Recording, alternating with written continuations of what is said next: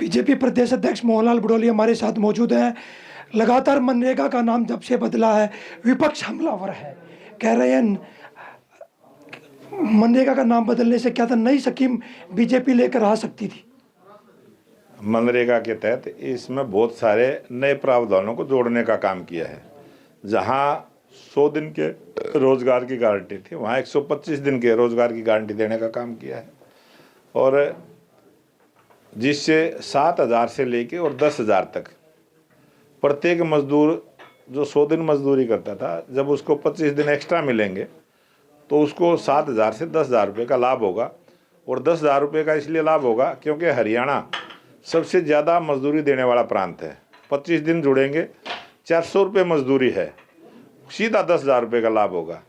और जहाँ पंजाब जैसे प्रांत हैं जहाँ सबसे कम मजदूरी देने का काम करते हैं 236 रुपये, वहाँ भी 7,000 रुपये का लाभ उसको होगा।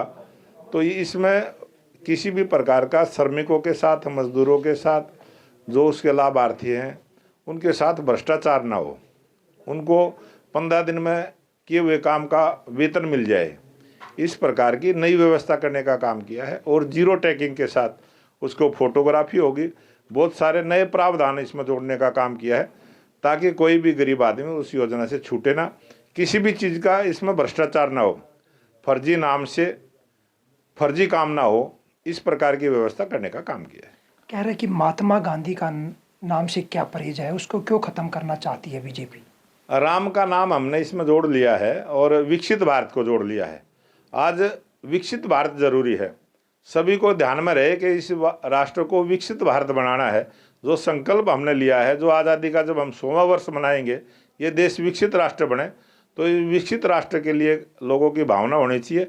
और राम सबकी आत्मा में बसता है, सबके उसमें बसता है। महात्मा गांधी भी राम का नाम लेते। उनका कहना है कि राम शब्द से हमें एलर्जी नहीं है, हम नई स्कीम लेकर आते हैं, युवाओं के बेरोजगारी के लिए कोई स्कीम नहीं लॉन्च करती बीजेपी। जब आवश्यकता होगी तो हम नई भी लेके आएंगे, लेकिन कांग्रेस पार्टी पहले ये बताए, जो विरोध कर रहे हैं वो बताएं कि किसी भी योजना का क्या उन्होंने कभी गुणगान किया है, किसी योजना का स्वागत किया है।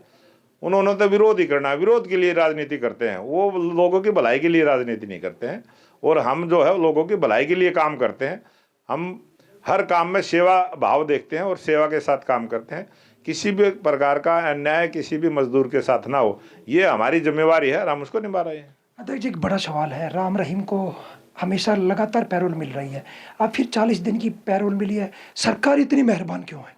आप पत्रकार साथियों से निवेदन करूंगा, वो राम रहीम से जाके पूछें इस प्रकार से सवाल, उनको कैसे मिलती है, कोर्ट से जाके पूछो कैसे मिलती है। राजनीतिक लोगों से इस प्रकार की बयानबाजी करवाने को कोई फायदा नहीं होता।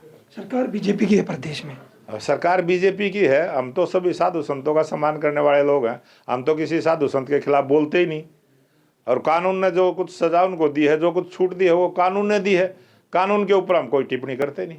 हरियाणा प्रदेश में लगातार फिरौतियाँ, हत्या, मर्डर, इनेलो नेता का मर्डर हुआ, उसके भाई की हत्या हुई है, इसको किस तरह। ये बहुत गलत है और जिन्होंने इस प्रकार का अपराध किया है उनको कड़ी से कड़ी सजा मिले, ये हमारा प्रयास रहेगा। अजय चौटाला ने एक बयान दिया है, जिस तरह से नेपाल में इस तरह से यहाँ भगा कर पीटा जाएगा एक दिन, उसको उस पर क्या कहो। ये भारतवर्ष है, यहाँ लोकतंत्र मजबूत है। और जिस प्रकार से वो जिन देशों के नाम लेते हैं, नेपाल का, श्रीलंका का, बांग्लादेश का, है ना, वो जाएं वहाँ बस के देखें, पहले वहाँ जाके ट्रेनिंग करके आए। जो बयान देने वाले लोग हैं, महीना 20 दिन वहाँ रह के आए, लोगों से बात करके आए, फिर पता चलेगा।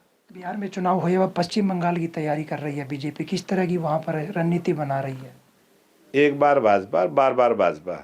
और अब आपने देखा हरियाणा से जो जीत शुरुआत हुई थी, चाहे महाराष्ट्र हो, चाहे दिल्ली हो, और चाहे अब बिहार हो, जिस प्रकार से बिहार में बड़े बहुमत के साथ भारतीय जनता पार्टी की सरकार बनी है, बंगाल के अंदर भी इसी प्रकार से एनडीए की सरकार बनेगी और देश के लोकप्रिय प्रधानमंत्री नरेंद्र मोदी जी के नेतृत्व में बनेगी। सर, बांग्लादेश में जिस तरह से हिंदुओं पर अत्याचार हो रहा है, उस पर क्या प्रतिक्रिया। वो बांग्लादेश में जो अत्याचार हो रहे हैं, इसलिए तो मैं कह रहा हूँ ना, जो वो बयानबाजी कर रहे हैं ना, वो पहले जाए ना वहाँ जाके बयानबाजी करके दिखाएं, फिर बात करें।